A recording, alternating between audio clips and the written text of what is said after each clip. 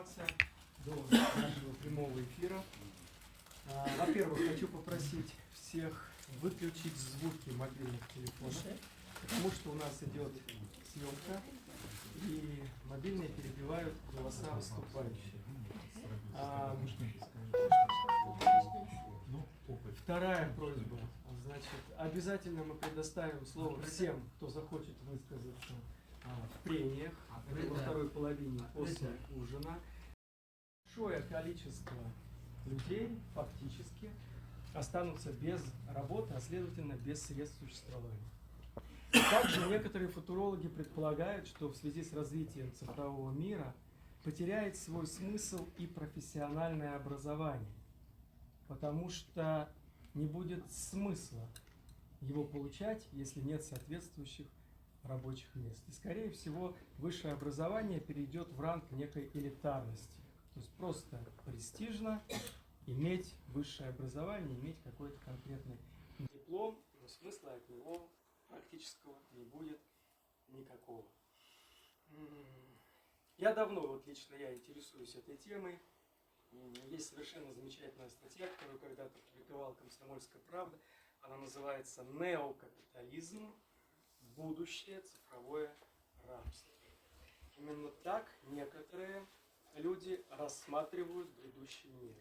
Предпосылками к такому не очень позитивному отношению является даже, наверное, пример построения сейчас цифрового общества в Китае. Вот эта пресловутая система социальных рейтингов, которая в случае чего отключает человека от государственных и общественных благ.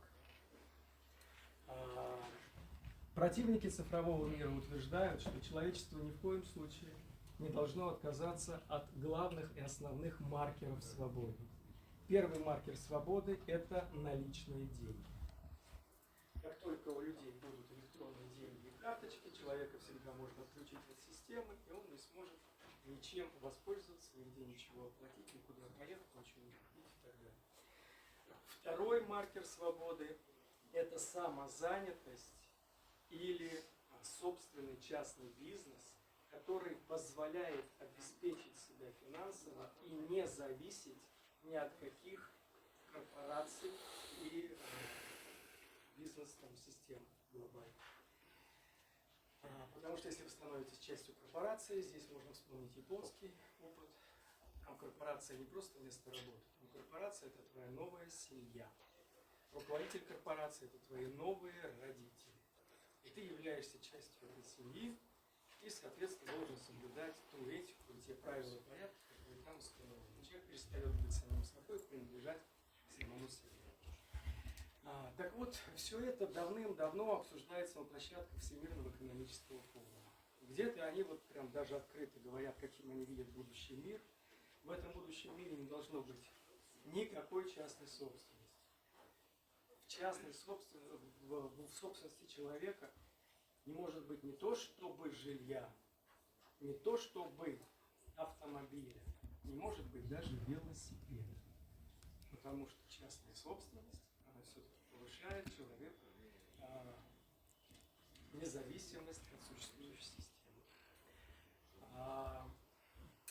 Мир по идее идеологов Всемирного экономического форума будет принадлежать транснациональным корпорациям.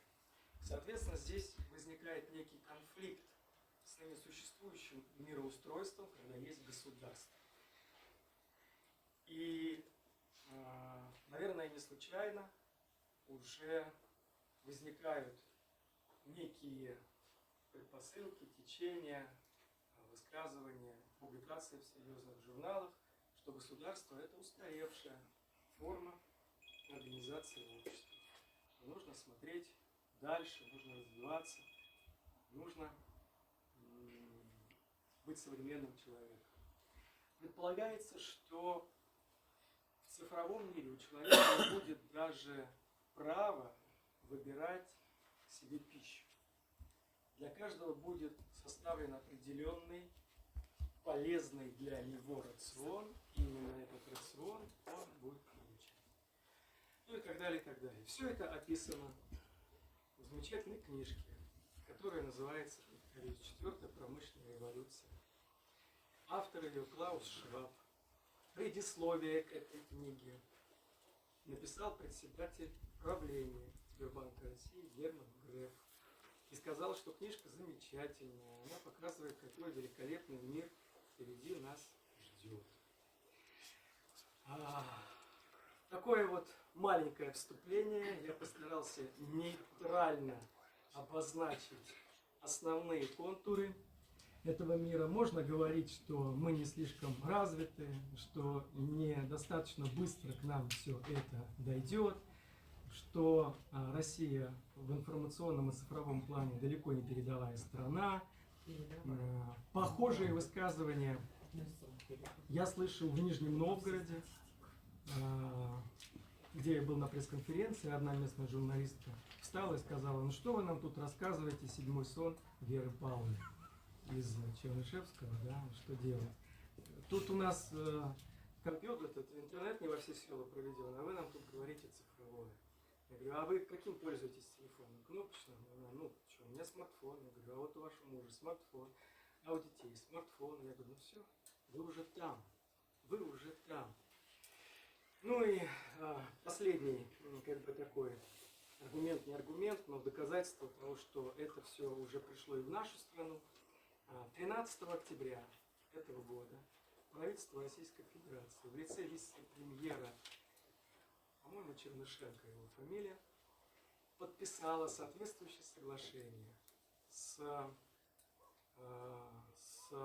представителем Всемирного экономического форума о создании в России Центра четвертой промышленной революции. Прямо так он и называется. Вот. Это было некоторое вступление. Два слова скажу о нашей организации. Кто знает, послушает еще раз. Кто забыл, вспомнит. Кто не знает, узнает. Национальный конгресс татар и тюркских народов. Это относительно новая молодая организация. Фактически она начала свою работу 3 года назад. Юридически зарегистрировалась в начале этого года. И скоро мы будем праздновать свою первую годовщину. Длинный срок от идеи до регистрации был связан с тем, что мы долго обсуждали, кто в составе, чем должны заниматься, какие цели и задачи, будем ли делать региональное отделение или остановимся только лишь на столице, на Москве. Изначально планировалось, что она будет региональная, московская организация. Но идея неожиданно для нас оказалась привлекательной для многих национальных сообществ, не только татар, а в целом тюркских народов из разных регионов России. И мы сразу смогли зарегистрировать организацию в межрегиональном формате. Соответственно, она по закону имеет право работать в половине субъектов Российской Федерации. Сегодня созданы 12 региональных отделений. Этот процесс у нас перманентный, он идет. У нас появляются новые инициативные группы. Вот, поэтому организация растет по всей стране. Более того, на нашу серьезную активную деятельность обращают внимание и уже достаточно известные авторитетные организации, которые к ней присоединяются. В данном случае я вот хочу сказать тоже такая новость, что к пулу наших общественных организаций присоединилась и входит и вливается гармонично региональная общественная организация «Татарский национальный центр Московской области», которую долгое время возглавлял капитан первого ранга, морской офицер Фуат Султанов. Вот. Он остается в качестве почетного председателя. Вот. Возглавит эту организацию Рустем Фразович Малеев. Процесс уже идет. Там у них очень серьезный информационный ресурс, сайт, большая договорная база с структурами Татарстана, Башкортостана, со многими татарскими автономиями Российской Федерации. Вот. Так что это усиливает очень серьезно нашу работу и делает ее точечной в Подмосковье, потому что вместе с этой организацией в наш актив поступают аж 14 городов Подмосковья. Вот. Так что мы растем, укрепняемся, делаем нашу работу точечной, и все это служит одной единственной цели — это сохранение культурного кода, сохранение национальной идентичности, Повторюсь, Россия уникальная страна во многом, но главное, она уникальна в том, что она позволила, дала такую возможность сохраниться почти 200 народам и этническим группам, которые имеют свою культуру, свои языки, кто-то свою письменность, имеют возможность свободно исповедовать свои религии. И это большое достояние. Богатство страны не нефть, не газ, не золото, не алмазы, металл, рыба и так далее, а люди, народы. Даже с точки зрения генетики, генофонда, это потрясающий капитал, мощнейший капитал, который сформировался тысячелетиями. И это наше главное богатство и драгоценность. Так вот, Национальный конгресс татаро-тюркских народов именно помогает людям оставаться самими собой, сохранить свое национальное лицо. Легко быть татарином в Татарстане, чеченцем в Чечне, якутом в Якутии, где все одинаковые, все на одном языке и в одном хороводе.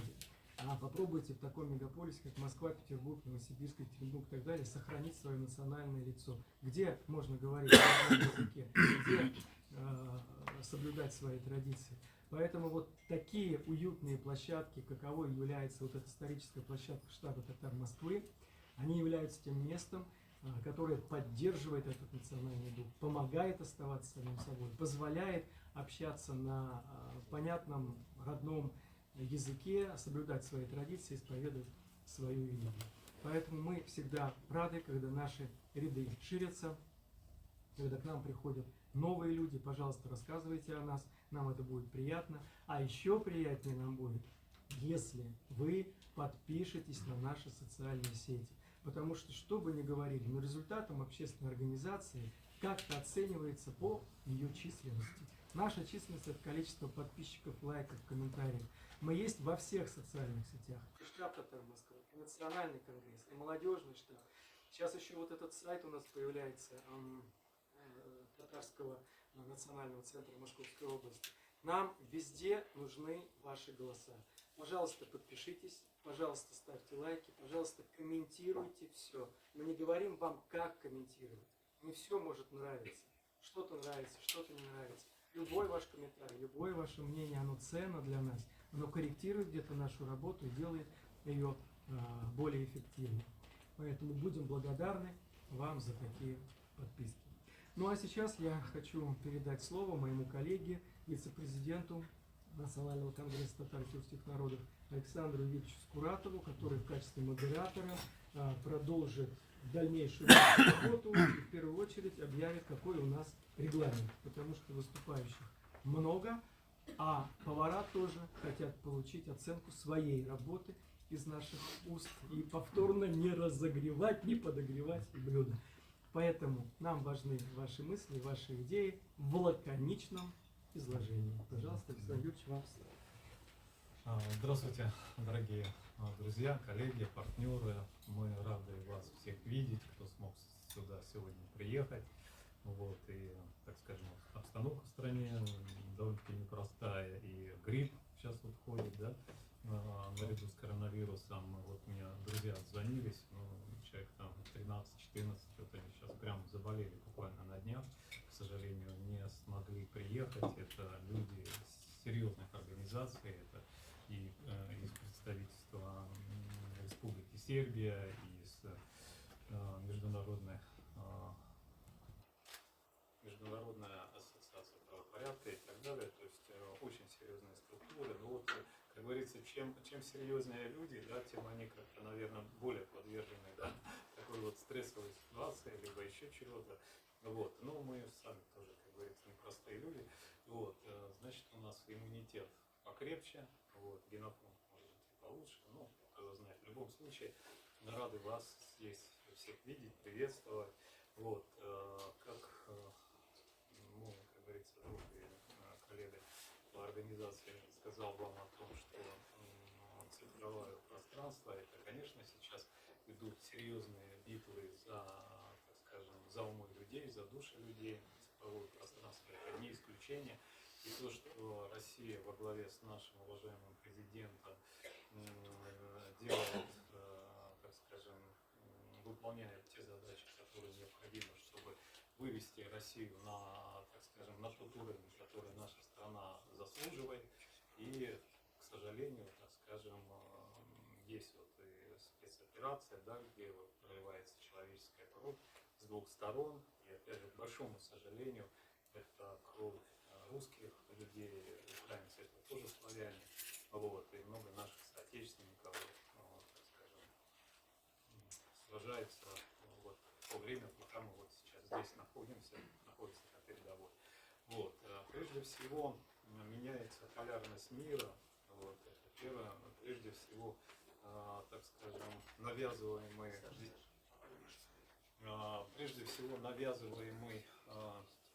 образ жизни, американский образ жизни, он сейчас пересматривается многими государствами, многими народами. Вот. И так называемый вот, эгрегор американизма, вот, он сейчас уже пошатнулся, и уже вот, даже среди европейских стран, среди правящих, руководящих партий в самой Америке очень много недовольных, так скажем, существующей политикой, вот, как мирового господства, так и в отношении России. Почему? Потому что Россия это ну, серьезное государство, я могу сказать, что это прежде всего имеет статус империи. Как вы знаете, чем отличается государство от империи, это то, что империя прежде всего имеет выход к воде, водораздел. Вот. И наша страна, она имеет несколько, так скажем, водных разделов, в том числе Черное море и другие моря. Поэтому плюс серьезные ресурсы, серьезные технические разработки. И вот эта вот ломка политическая, она отражается на экономике многих стран. Вот. Мы все надеемся, что это закончится в ближайшее время, вот, каким-то мирным договором, чтобы, как говорится, без ущерба, прежде всего, для России, чтобы мы не дали те завоеванные приоритеты, которые достигаются сейчас ценой и человеческой жизни, и экономических ресурсов, и много, как говорится, чем все это связано, чтобы мы не потеряли то, что вот наработали на сегодняшний день, и по возможности, так скажем, только приобретали. Вот. Поэтому мы все, как говорится, живем в одном доме, это Россия, и как патриоты России надеемся, что все это в ближайшее время закончится, и Россия, так скажем, будет воспринята, опять же, теми странами, которые враждебно к ней относятся, ну, пускай не на таком уровне, но хотя бы на уровне терпимости к нам, да, вот, это уже будет достаточно. Вот. Сейчас я бы хотел передать, так скажем, слово присутствующим, которые вот, имеют желание, да, рассказать о своей профессии, о своих достижениях. Вот. И ну вот первое слово я бы хотел предоставить вот, своему другу, партнеру Артему. Он представляет такую организацию, как «Опора России», руководитель инвестиционного комитета. Вот сейчас несколько разных проектов мы вместе с ним рассматриваем, прорабатываем. Поступает ежедневно большое количество инвестиционных проектов. О себе хочу добавить, что кроме вот, общественной деятельности в рамках Национального конгресса татар, я управляющий партнер компании КИ Capital, которая интегрирована с такими крупными компаниями, как группа компаний АТО, группа компаний Голди. Это прежде всего осуществление серьезных девелоперских проектов в Москве и Московской области. Поэтому вот, это во-первых. Во-вторых, рассматриваем любые рентабельные проекты по бизнесу. Вот, готовы стать партнерами-инвесторами, партнерами с инвесторами. Поэтому, если у кого-то будут какие-то деловые предложения, то, пожалуйста, как говорится, можем обсудить все наши вопросы и договариваться о совместной работе. Ну, так, если коротко. Ну, а дальше вот, в порядке очередности будут выступающие, которые расскажут о себе, о своей профессиональной деятельности. И кому будет интересно, пожалуйста, вот вы можете здесь найти новых друзей, партнеров. Ну, вот так, если коротко. Вот. Большое спасибо еще раз, что вы нашли время и сегодня вот вместе с нами. Он представляется. Да, Саша, спасибо большое за такое вот отличное выступление, приглашение на эту площадку. Давайте еще раз представлюсь. Артем Аникин, кандидат технических наук, в принципе, 20 лет опыта развития там достаточно крупных бизнесов, ну, порядка 15 миллиардов долларов. Вот, стоимость бизнесов, которые я развил, они все успешно функционируют. Могу представить опору России, это самое крупное бизнес-объединение предпринимателей России.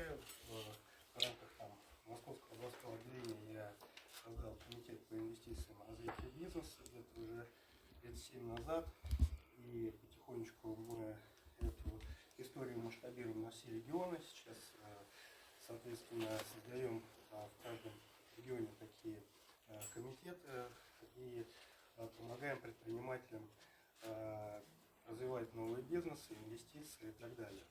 Соответственно, по сегодняшней заявленной повестке могу сказать, что мы действительно уже все оцифрованы, и, в общем-то, при отборе проектов и при развитии проектов, конечно, все делают сейчас акцент на технологичность.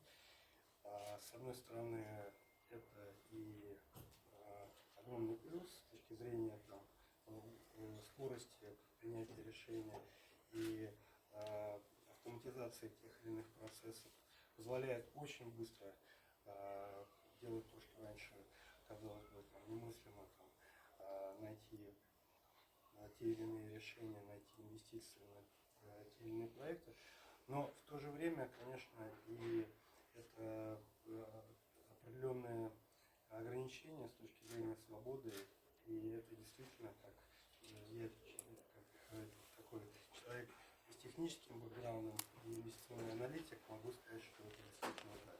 Поэтому, еще раз хотел бы поблагодарить за возможность здесь поучаствовать, и буду рад со всеми участниками здесь коммуницировать, обсуждать какие-то новые идеи и совместные проекты. Спасибо. Спасибо. Добрый вечер всем.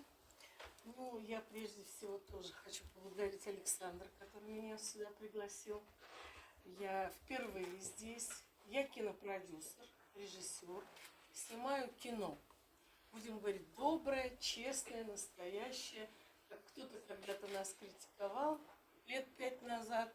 Советское, никому не нужное. Но оказалось нужное. Сегодня вот это кино оказалось нужное.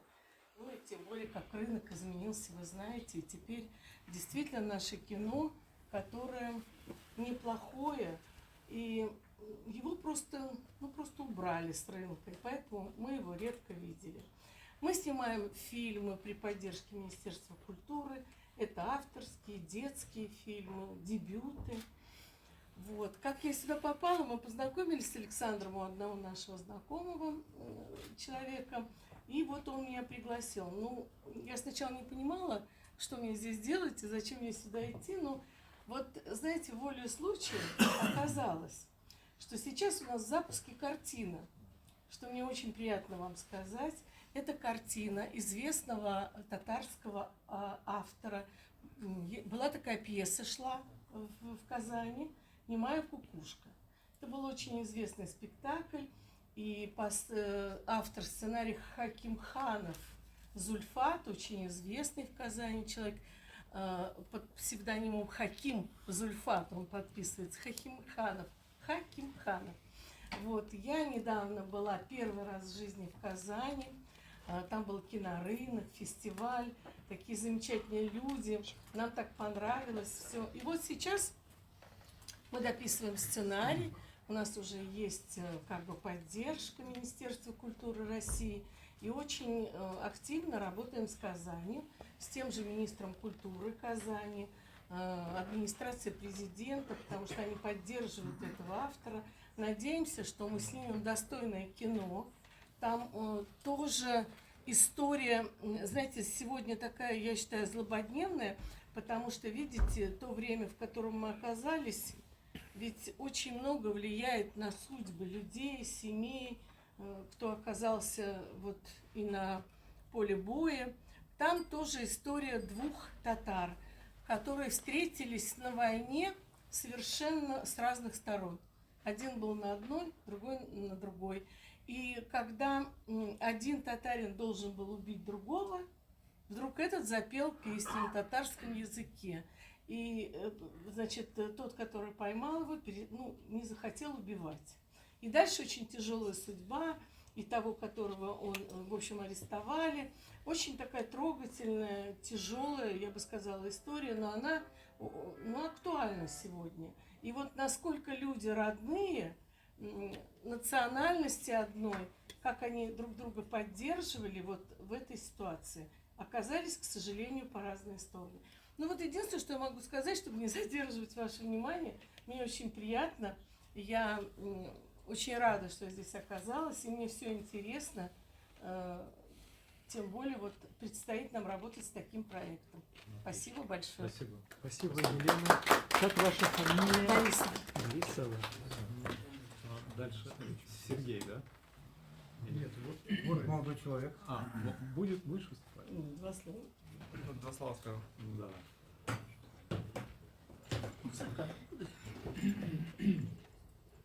Меня зовут Айзат, я студент. Фамилия полностью. Бадриев. Айзат Бадриев.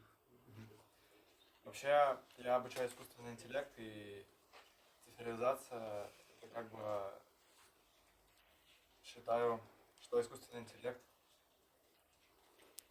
сделает в этом огромный прорыв. И благодаря нему люди по-любому будут жить лучше в будущем. Ну, сейчас есть две концепции: сильного искусственного интеллекта и слабого. Пока что он только слабый и может решать задачи только какой-то в одной сфере. А в будущем мы обязательно достигнем такого, что он сможет решать огромное количество задач из разных сфер и лучше, чем человек. Согласен. Абсолютно согласен. Здравствуйте. Очень приятно. Я неожиданно сюда попал, благодаря Сергею. Да. Меня зовут Евгений Восточный, я певец, композитор, актер. Работал когда-то в театре, в цирке. По образованию я цирковой актер. Я много чем занимаюсь, на что хватает времени. Если говорить о том, что я творческий человек, практически ничего не сказать. Я думаю, что здесь все творческие люди, так или иначе. Если человеческая мысль творческая, вот маленький пример.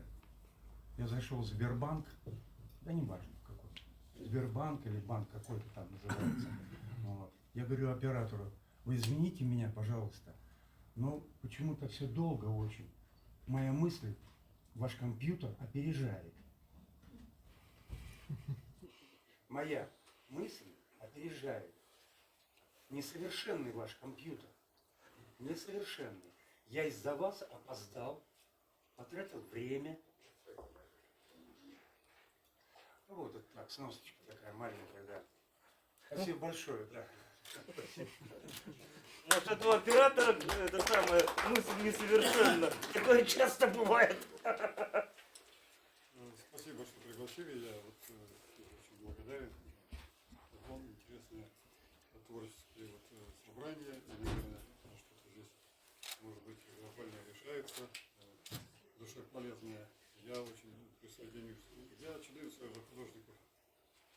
С детства ходил в художку. Очень долгое образование в Москве, закончил 1905-го, в Строгановской академии учился, и институт МИЭП. Представляюсь в Москве, России, за рубежом. Картины мои также и здесь, и за рубежом. 20 лет кинофестиваля оформлял, на 2 фестиваля. Мои картины дают. Был когда-то главным художником в комбинате художественном. Кроме этого, еще каждый кандидат в мастера спорта. Но хобби такое было, переросло. Я по конному спорту кандидат в мастера служил в ЦСКА. Преподавал в университете, вел живопись рисунок. Вы не представились? Морясов Сергей Петрович. Кстати, с праздником вас, сегодня день художника.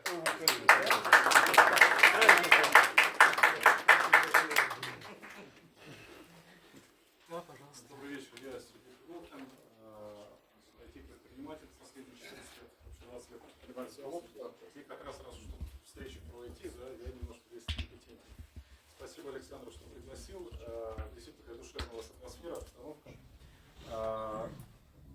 Я нахожу боли на рынках, оцифровываю их, собираю команду, делаю продукт, на этом зарабатываю, дохожу до определенных показателей, дальше продаю эту компанию. То есть и дальше все больше и с другими чеками. Чем я занимался? Например, все, наверное, знакомы по закупке, тендеры, все в них участвуют. Соответственно, одна из моих бывших компаний закупки.ру была продана с КБ Контур. Сотни тысяч предприятий на этой платформе работают. Мы оцифровали до закупки для малого бизнеса, чтобы это все было быстро в рамках одного окна и все компетенции решались здесь и сейчас. Вообще, если говорить про IT, то большинство наших привычных для жизни механизмов их можно оцифровать и сделать просто банально удобней. К примеру, сейчас новый проект, который я занимаюсь, carclick.ru, это онлайн-платформа покупки новых автомобилей. Автомобиль по запросам, кто сталкивался, вы там звоните, едете в салоны, пытаетесь договориться, так, как повыгоднее купить, а это все можно сделать с приложением там, за 60 минут всего. И не тратить 3 недели, по статистике мы опрашиваем людей, а не тратить 3 недели на покупку. И к тому же сейчас мы работаем над тем, что вы вместо кликов покупаете машину за цену в Арабских Эмиратах, а дилеры сейчас же все понимают, что на автомобильном рынке в России происходит, да? Нет, машин практически нет. Неважно откуда машина, вы хотите, к примеру, Toyota Camry, она и в Африке Toyota Camry, которую вы хотите. Вам ее доставляют к дому, и это все вы со своего смартфона делаете, не надо никуда вообще там ездить, договариваться, пытаться торговаться и так далее. Причем по лучшей цене.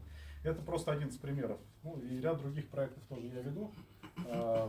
Поэтому я к чему? Что будущее, конечно, за удобством. Мы просто смотрим на многие вещи, чтобы они были удобными. И чтобы вы экономили время, во-первых, во-вторых, повысили безопасность этих всех транзакций. На каких-то мошенников не попали. Сколько людей у нас со слезами, что они там в какой-то салон пришли, остались без денег, условно. Ну и в-третьих, просто все равно мы как бы не можем повлиять на то, не можем этот процесс остановить. В любом случае, мы с вами действительно все уже давно оцифрованы. И как бы мы ни скрывались, вы можете платить наличными или еще что-то. Но поверьте, сотни камер за день вас везде фиксируют. Вот. У меня еще был опыт работы в финансовой разведке России, я недолго там проработал, давно это было. Уже тогда мы прекрасно на каждого человека знали, что он делает, где он покупает. И это было давно, я хочу сказать. Что происходит сейчас? Кстати, один из самых мощных компьютеров России работает на финансовую разведку России, если что. И он обрабатывает миллиарды транзакций за секунду. Поэтому от этого никуда не скрыться. Ну, давайте просто постараемся, чтобы действительно это было во благо человека. Вот единственный мой посыл. Это закрытая информация. Давай присматриваемся. Всем доброго вечера. Меня зовут Лейла Уралбек. Я руководитель проекта в сфере хорики. Также у меня был опыт работы в венчурном фонде. Вы, наверное, знаете Ultimate Capital, который Skillbox в свое время там запустил. Да? Там я занималась проектом в сфере доставки еды с фудмаркетов в Москве. Соответственно, занималась интернет-маркетингом и продолжаю. То есть у меня есть два вектора направления деятельности. Это IT-проекты, а есть такие, скажем, офлайн-проекты. Это хорика. Как-то так. Сейчас я веду проекты Антона Винера в Москве и в Дубае. Мы запускаем новый, вы знаете, что очень много сейчас релоцируется в Дубай. Соответственно, от моих инвесторов приходят запросы, а у нас есть управляющая компания по запуску ресторанов, кафе в Дубае. Вот. Ну и Москва, само собой. Здесь сейчас я запускаю там на фудмаркетах проект. И есть у меня проект на Северном Кавказе, это Архыз, горнолыжный курорт. Там мы для клиента ведем проектирование и строительство санатория и апарт-отеля. То есть development, хорика, IT, так можно сказать. Все. Надеюсь, кому-то будет полезно.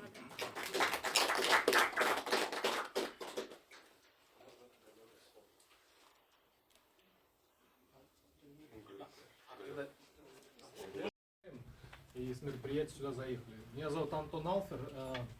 Я занимаюсь, можно сказать, цифровыми решениями для креативных индустрий. Мы создали платформу Fashion ID для сегмента моды. К этой платформе создали отдельный сервис, вывели в отдельную платформу, которая умеет запускать очень быстро конкурсы творческие, конкурс.рф. Фактически, то есть у нас это такая конкурсная тильда, ну, для тех, кто знает, что это такой конструктор для создания, так сказать, не зная IT, да, может создать очень быстро какой-то сайт. Вот мы очень быстро можем запускать конкурсы любые творческие. И плюс у нас есть еще самое большое фэшн-сообщество на этой платформе Fashion ID. Собственно, ну, выросло все это из медийки, наши ресурсы Moda.ru, Fashion.ru, так что если вдруг у кого-то есть тут какие-то интересы в фэшн-сегменте, в общем, welcome, открыт к коллаборациям. Мы за год, во-первых, получили 3 президентских гранта на платформу, провели конкурс лидера моды Fashion Leaders, 1500 регистраций, там 8 с лишним регионов РФ. Финал был здесь в парке Горького на креативных индустриях, на неделе креативных индустрий. Больше и поддержали, сейчас 13-й проект делаем творческий, то есть вот, собственно, предоставили платформу. Причем это не надо к нам идти регистрироваться, мы встраиваем, грубо говоря, на действующий проект или сайт кнопочку провести конкурс или регистрации, там все облачное, то есть SaaS, это white label, то есть как бы полностью нас, в общем, не видно, то есть у вас просто появляется новый функционал, прям бомбический, который, ну, вряд ли кто-то из тех, кто делает конкурсы сам, когда-либо сам осилит, ну, сделать, так сказать, в рамках собственной компании. Вот.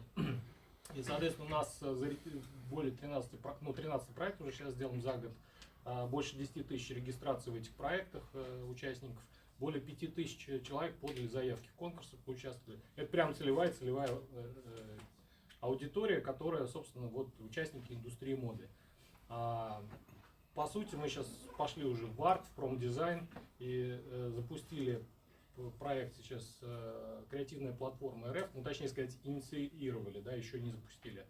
И это, собственно, то, что мы придумали и сделали для фэшн-сегмента, мы масштабируем на все остальные креативные сегменты. И, можно сказать, вот буквально недавно поддержали тоже проект, инициировали развитие его, создание «Культурный код РФ», который проводит благотворительный фонд «Культурный код».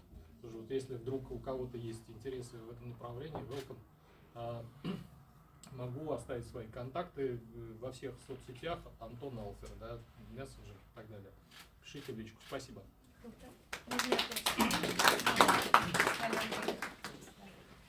Я Алсу Бахетле, клуб общения татар и не только при нашем штабе. Вот, хочу сказать, что к нам общаться приходят все, не только татары, башкиры, чуваши, русские, тюркоязычные очень много, узбеки, как уже родные. И вот завтра как раз у нас такое крупное мероприятие из ряда. Мы все уже как бы ностальгируем по Советскому Союзу, да ведь? И поэтому завтра у нас на мероприятии будет выступать легенда 80-х, 90-х Наталья Нурмухамедова. Метро Маяковская, кафе такое интересное, Маздукелли. Если кто хочет послушать ее, да, Сандукелли, кто хочет послушать это, обращайтесь, приходите, вообще копеечная цена для такого удовольствия. Все-таки надо ценить людей, которые уже легенды. Так много людей мы теряем постепенно, и молодых, и чуть постарше. Приходите, послушаем, попоем, кто хочет станцует, кто еще молод душой. И главное, узнать их поближе, есть возможность. Обращайтесь. Студент последних курсов специальности управления проектом, плюс я молодой предприниматель.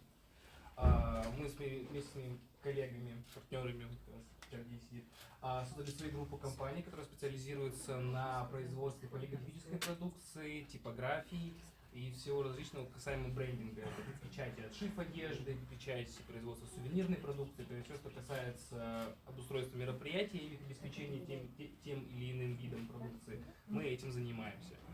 Вот. В рамках группы компаний мы также сейчас создаем свое молодежное СМИ, которое будет нацелено именно только на контингент целевой аудитории молодежи, то есть с их именно интересами, которые больше интересны им.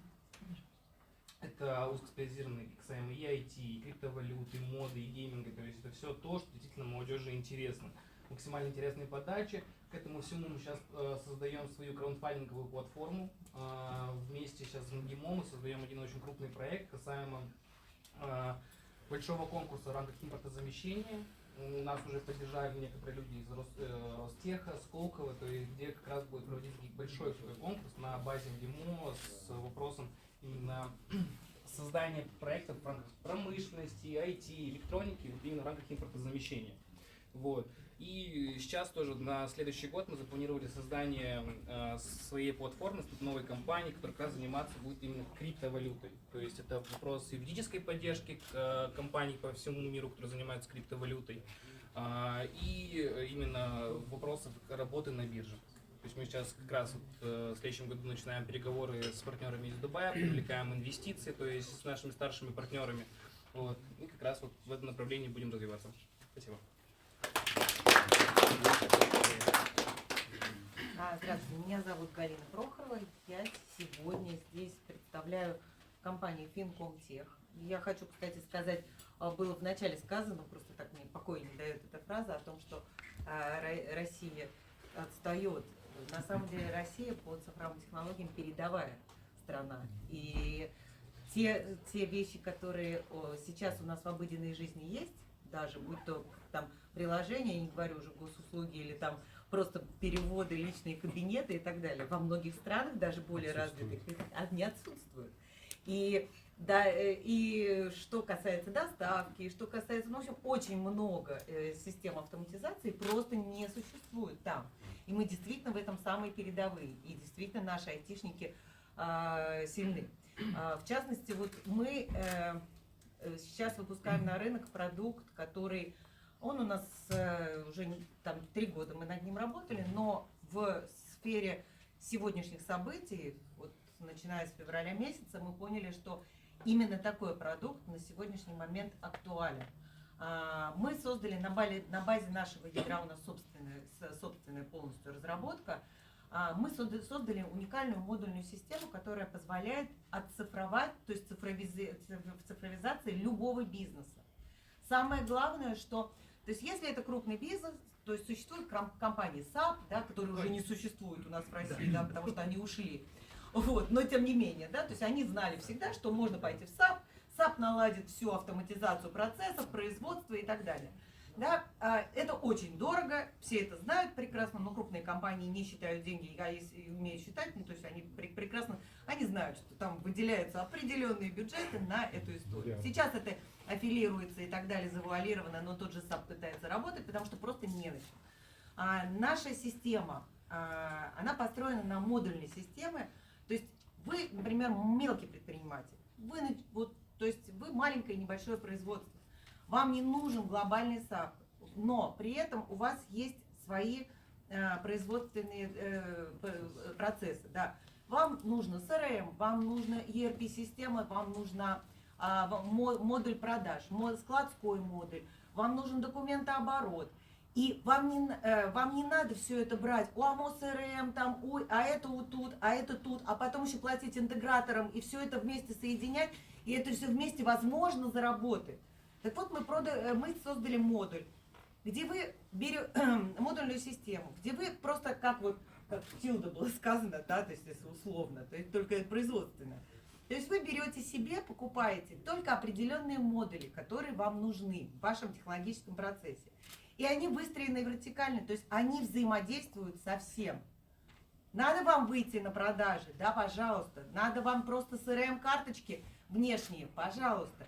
Надо вам лиды маркетинговые, у нас тоже все системы маркетинга есть. И все это вертикально завязано в одну общую систему. И не надо мучиться с интеграцией. Хотите, не хотите переходить с 1С на наш документооборот, пожалуйста, интегрируйте. То есть мы интегрируемся со всем. Но при этом, то есть любому маленькому предпринимателю мы помогаем. И самое главное, что наша система позволяет начать там с 3 человек с РМ-ки, да, там, допустим, с маленького-маленького, да, системы, и масштабироваться до десятки тысяч человек, и все это в одной системе. Не надо вам думать, куда это, как это развивать, куда бежать и куда.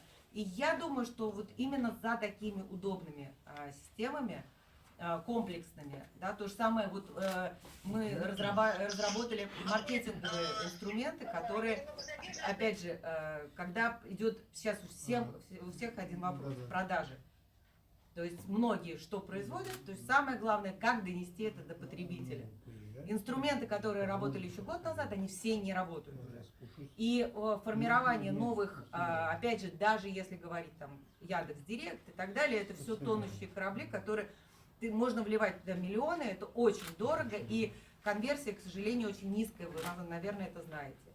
Так вот, есть инструменты, которые позволяют очень сократить и стоимость лида, и получение клиента. Соответственно, все это у нас есть, и все это мы упростили и создали в некую алгоритм конструктора, да, когда человек, он говорит просто, мне нужно вот столько лидов.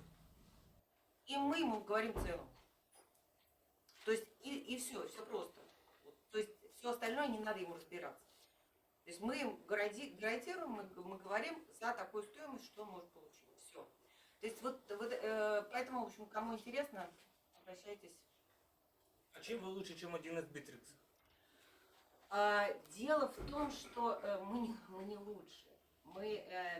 Я не очень хотела бы, чтобы нас сравнивали. Если говорить 1С, да, это по большому счету это документооборот. Это, еще раз повторяю, это один из наших модулей. Мы комплексная бизнес-система. Именно Bittrex, пожалуйста, вы можете также, они вам настроят что-то, какие-то алгоритмы, да? Они будут вам 3 года интегрировать это все, еще за очень-очень большие деньги. Вы посчитайте, сколько вы угорите. А у нас пакет модульный, то есть у нас совсем другая система. Там идет, вот вы покупаете механизм, а потом вы говорите, чтобы это поехало, вам надо еще вот почасовая, и в результате потребитель сам не понимает, как он выкинул миллионы, а по большому счету, вот я сейчас только пришла с выставки, и очень многие производители говорят, ну вы знаете, вот мы сидим на Bittrex уже 8 лет, мы туда столько денег вгогохали. Ну, конечно, хорошо бы, потому что, ну как перейти от них? Мы столько влили в них, да, а результат есть? Ну, не очень, ну вот все какое-то, вот все доработки какие-то. Вот в этом-то и проблема самая большая. И АМОС РМ у них эта проблема есть, и у склада есть эта проблема. Да, я прошу прощения.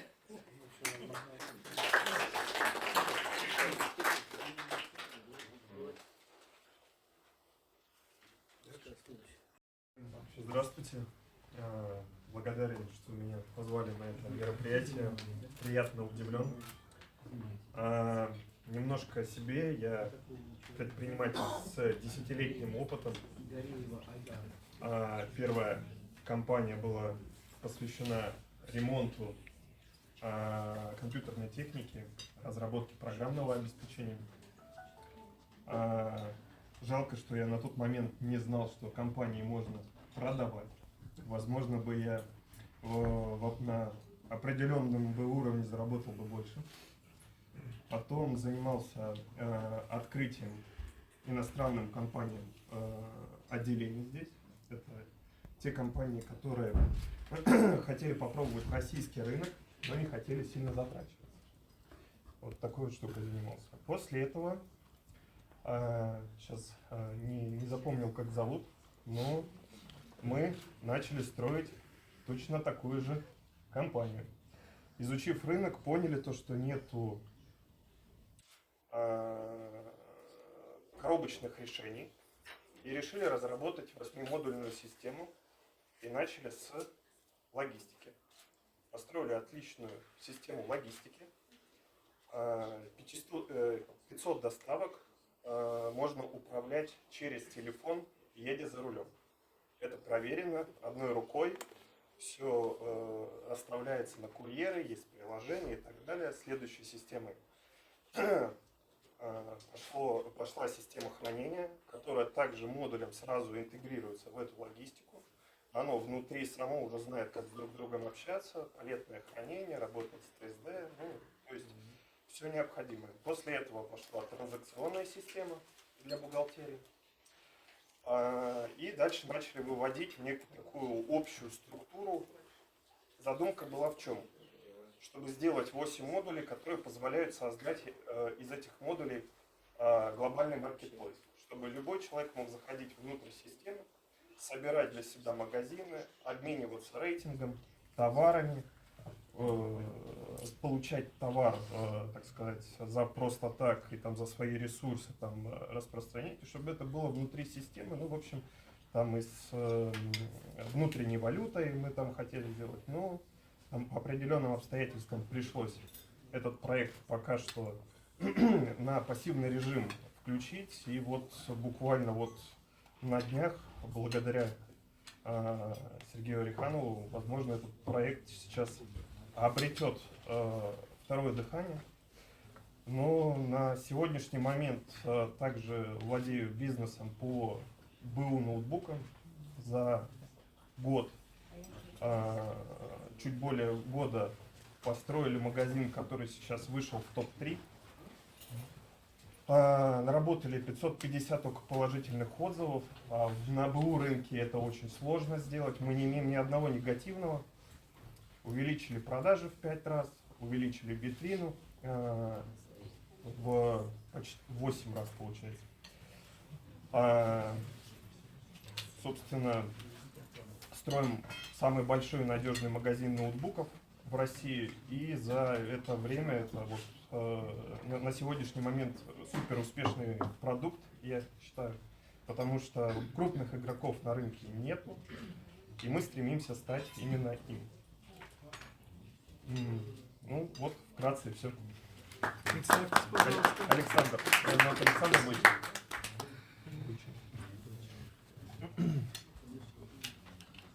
Часто ты воспаря королевой, окровавленной падала вниз. Часто ты воспаря королевой, окровавленной падала вниз. Небо синее, синее, синее, на полу твои тонкие линии. Я сегодня вулкан извержений, да в измене опущенных век. Я сегодня вулкан извержений, да в измене опущенных век. Век покроется южной невольницей, матом севера, сном лагерей. Пей, душа моя, скляночку морфия, это слезы истерзанных дней. Пей, душа моя, скляночку морфия, это слезы истерзанных дней. Небо синее, синее, синее, ты безумно, безумно красивая. Спасибо.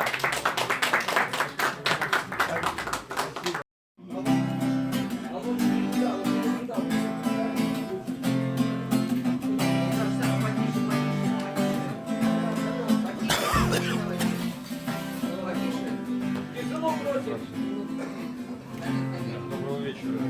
У кого есть дочери, большие, маленькие, и дочери, которые превратились в мам, в бабушек. Еще немного, еще чуть-чуть, найдем дорогу, освоим путь, улетим небом в изумрудах и алмазную зарю. Но я тебя лишь белоручка, лишь одну тебя люблю. Ты на меня похожая, дочь моя и сестра. Мы расстаемся с тобой, как всегда, только лишь до утра.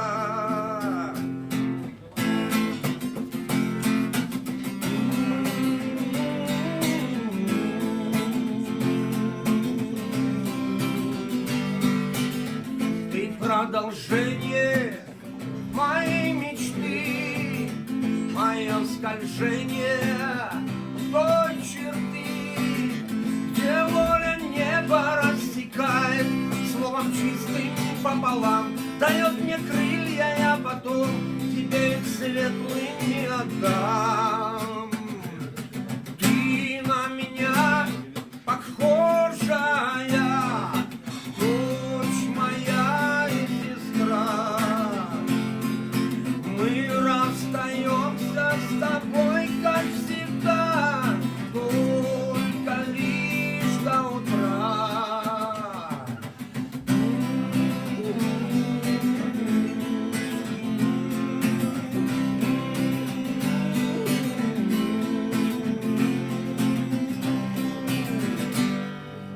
Ты на меня похожая, дочь моя и сестра.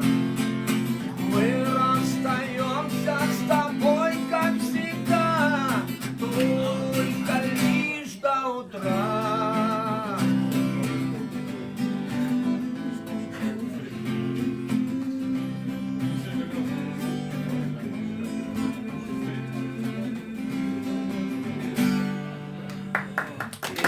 Спасибо. 3-4. Бодрость духа, грация и пластика. Ну, ребят, нет, это, извините, но... Я в этот день не пил, я на нее одну смотрел, как смотрят дети, Но тот, кто раньше с ней был, сказал мне, чтоб я уходил, что мне не светит. Но тот, кто раньше с ней был, сказал мне, чтоб я уходил, что мне не светит. И тот, кто раньше с ней был, он мне грозил, он мне дерзил, а я все помню. Я был не пьяный, когда ж я уходить решил. Она сказала, не спеши,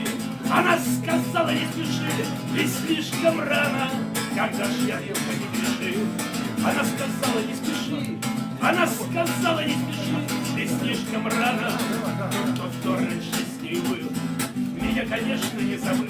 И как-то осень, иду с дружком, гляжу, стоят. Они стояли молча в ряд, их было 8. Иду с дружком, гляжу, стоят. Они стояли молча в ряд, их было 8. Со мною нож, решили, что ж, меня так просто не возьмешь. Держитесь, гады, чему за даром пропадать? Ударил первым я тогда, так было надо. Чему за даром пропадать? Ударил первым я тогда, так было надо.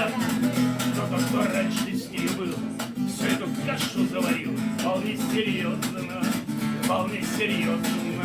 Мне кто-то на плечи повис. Валюха крикнул, берегись! Но было поздно. Мне кто-то на плечи повис. Валюха крикнул, берегись! Но было поздно. За 40 лет один ответ. В тюрьме тоже лазарет. Я там валялся. Прочесал вдоль и поперек. Он мне сказал, держись, браток. И я держался. Прочесал вдоль и поперек. Он мне сказал, держись, браток. И я держался.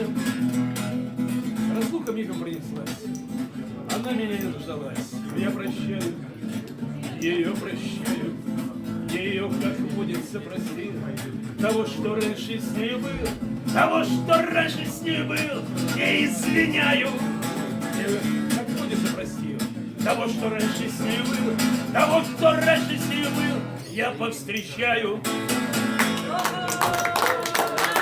Супер! Давайте кто-нибудь. Вот, и песня вот «Казань», вот послушайте. И, нужны спонсоры для клипа. Клип недорогой, но должен быть хороший, как визитная карточка Казани.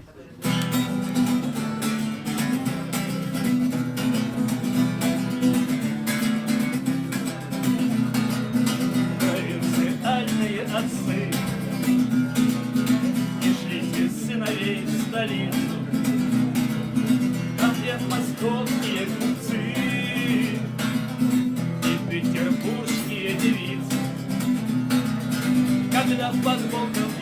край раскатных улиц, переулков, дом, ларьков, подъездов, солнце течет с высоты 5 минут второго на плечи крыш. Вагоны постового пляжа, монеты окон, на рубашках башен. Привет, Казань! Ты всех милей краше, я сам Емеля Пугачев. Стоял под этими стенами, сам Ваня Грозный не почем. И все бы без отборной брани, и предвкушая новый день. Бегут монеты, бегут ступени, и порой гулял зеленый Ленин. Солнце течет с высоты 5 минут второго на плечи крыши. Вагоны постового пляжа, монеты окон, на рубашках башен. Привет, Казань! Ты всех милей и краше, и через пару сотен лет,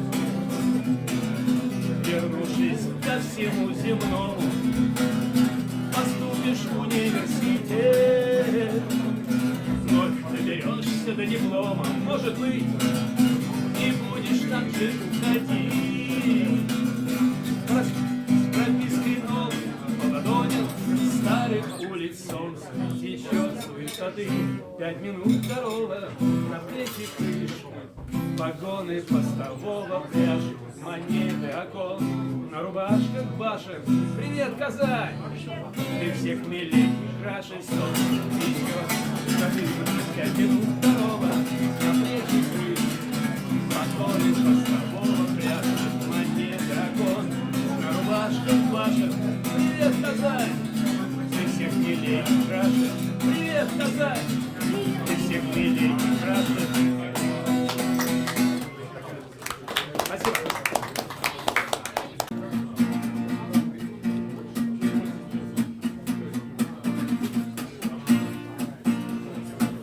Она не курит, она не пьет, она потрогать не всем дает. Она такая, такая есть, и может сразу мальчишку съесть. Она прекрасна, как дикий лен, в нее безумно весь мир влюблен. Она все знает, тем дорожит, но на свидание, как белочка, бежит. Девочка не змея, словно сестра бурьяна, тропический дикий цветок. Вот бы обжечься разок. Девочка не смеяна, словно сама нирвана. Ты попадаешь туда, там не смеяна звезда. Она летает, когда поет, она как лебедь свободу пьет. Она такая всегда была, и всех мальчишек с ума свела. Она прекрасна, как дикий лен, в нее безумно весь мир влюблен.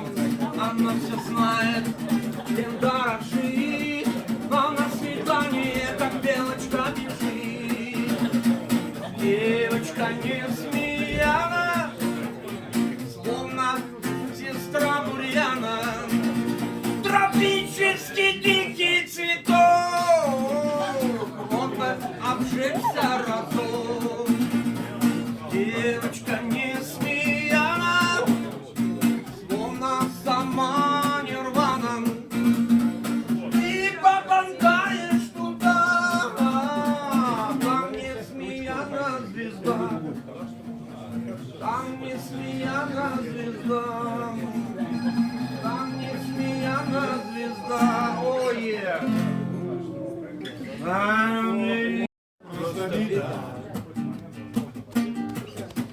вот наконец вчера вечером встретил я девушку, там, где тревожно гудят, стучат поезда. Дальше, ребята.